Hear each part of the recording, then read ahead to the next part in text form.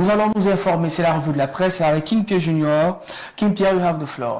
Always a pleasure, Paul Ultimo. Et puis vous allez vraisemblablement aimer ce menu en toile de fond. Nous irons au cœur des rédactions, notamment de Cameroun Tribune et également Le Jour. Non, c'est d'abord le menu qui va se présenter et vous aurez également d'autres actualités qui tournent autour, notamment de la mode. Et il y a cette série-là que nous avons commencé avec Nyanga. On fera un arrêt, notamment avec Francis Ganou. On parlera de musique avec les confrères de culture ébène et de mode avec Africa News, sans oublier certainement de la littérature et puis également ce coup de gueule que le confrère de la Voix du Centre nous font comprendre. Justement, on ouvre cette revue avec en une par souci d'honnêteté et surtout de respect en faveur de ceux qui nous envoient ces revues, en l'instar notamment du directeur de publication Aman Aman qui a signé d'ailleurs cet article de Melikula qui chantait Kamaralai pour les mamans, musique là à l'occasion de la fête des mères, une chanson, un clip des beaux inédits. C'est à retrouver alors dans l'édition d'hier que vous pouvez encore retrouver notamment dans les kiosques et e-kiosques.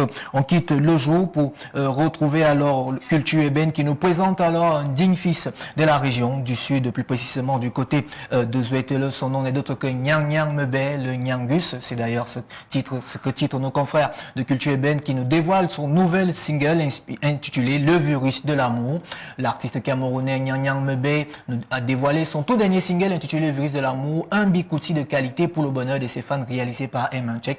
Le vidéogramme est un véritable régal, nous fait comprendre nos confrères de Culture Ébène. Et puis il vous présente alors en deuxième partie, notamment au paragraphe 3, la biographie de l'artiste qui vient de la forêt équatoriale du des départements du Dja et Lobo, spéciale recommandation. Je crois que c'est un article qui fera du bien à Francine Amougou de Petrus Amelos International Agency. On quitte Culture Ébène pour retrouver une autre actualité, notamment ça, ce sont nos confrères de la Voix du Centre qui nous font comprendre. Ils sont partis sur les propos de Evan Gebo. On avait déjà évoqué cela ici dans le cadre notamment d'une actu ou encore d'une affiche, si j'ai bonne mémoire, qui appelle au boycott de la fête de la musique. Mais sauf que nos confrères sont partis sur tout un autre angle en présentant les propos ou encore cette affiche de Evan Gebo, mais aussi la sortie d'une décision qui ne semble pas être approuvée par Martin Camus, l'auteur du livre Debout, et qui a également donné son avis. Et si on va plus loin dans le deuxième paragraphe de ce même article, j'ai pu recueillir cet avis-là qui est un peu divergent sur la toile, et c'est d'ailleurs la consoeur Patricia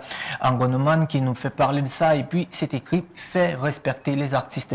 Le PDG de RICI, entendu sur Radio Sport International, demande aux artistes camerounais de gronder lorsque, sur des soirées privées, n'importe quel kidam de nom de l'argent les humilie sur scène et de dire aux politiques qui votent les lois. Et donc, ils célèbrent la sagesse à travers les dédicaces mal placées en pleine chanson, de leur dire qu'ils ne chanteraient plus tant que la situation n'a pas changé. Les droits d'auteur gérés avec professionnalisme. C'est d'ailleurs les propos que vous pouvez retrouver dans le deuxième paragraphe de cet article que nous proposent les confrères de la Voix du Centre, qu'on va quitter pour parler certainement d'autres choses, mais avec cette fois-ci un côté qui nous touche beaucoup plus, celui de l'audiovisuel. C'est d'ailleurs les confrères de Cameroun Web qui ont décidé de marquer un arrêt sur l'aspect people, notamment l'animatrice ivoirienne qui dévoile son aventure avec l'artiste Petit Pays. Pour ceux d'entre vous qui n'avaient pas pu avoir cet extrait, c'était lors d'une émission intitulée Madame, Monsieur, Bonsoir sur RTI. L'ex-présentatrice de la matinale sur la même chaîne a fait rire ses collègues en racontant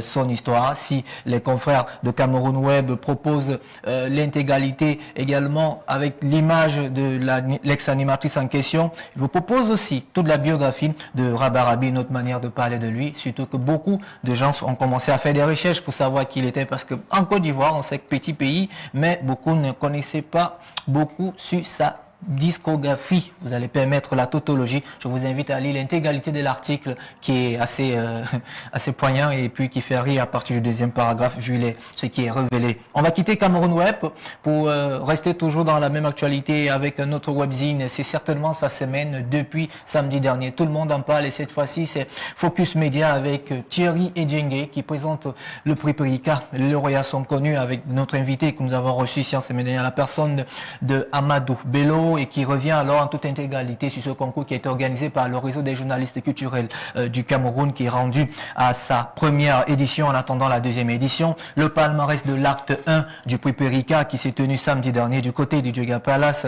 est à retrouver dans les colonnes de ce même webzine que dirige alors Thierry et Dingue, notamment le volet culture. Je vous invite notamment à lire l'intégralité de l'article de ce prix et vous aurez en fond notamment ce dernier paragraphe que j'ai pris pour vous dire qu'il y a d'autres compétitions qui arrivent, mais cette fois-ci ça va toucher les seniors, quel que soit le domaine. On quitte les webzines pour rentrer du côté de Cameroun Tribune. Lorsque la culture et l'éducation vont de pair, il s'agit ici de la compétition qui s'est tenue du côté de Belabo et du Lom et du Rem, notamment dans la région de l'Est. C'est d'ailleurs notre consort Kim Hilton qui revient dessus et pour vous présenter alors ce projet qui montre une autre manière de pouvoir apporter des solutions culturelles, notamment dans ce secteur-là, lorsqu'on sait que dans la région de l'Est, avec des zones reculées, il n'est pas très aisé pour certains enfants de pouvoir se rendre du côté de l'école en 3-4 signes ou encore 4500 signes. Vous aurez des éléments de réponse que nous propose Hilton. Que nous quittons Cameroun Tribune pour certainement parler d'autres choses et puis ce sera avec la première partie. Là, vous allez certainement reconnaître le visage du regretté Mandela ou encore cet homme que tout le monde prononce ou bien que d'autres prennent le nom. Il n'est d'autre que celui-là ou encore des dignitaires du continent africain. Il nous vient du côté du Burkina Faso et la marque n'est d'autre que ou encore la maison Patéo qui vient d'inaugurer son nouveau siège social, un bâtiment moderne vaste dans le quartier UP de Cocody. Certains se posent la question de savoir pourquoi partir jusqu'en Côte d'Ivoire, mais certainement la réponse se trouve dans le deuxième paragraphe avec les tissages de Faso d'Afani, un tissu du Burkina Faso aujourd'hui qui est devenu carrément une valeur sûre, notamment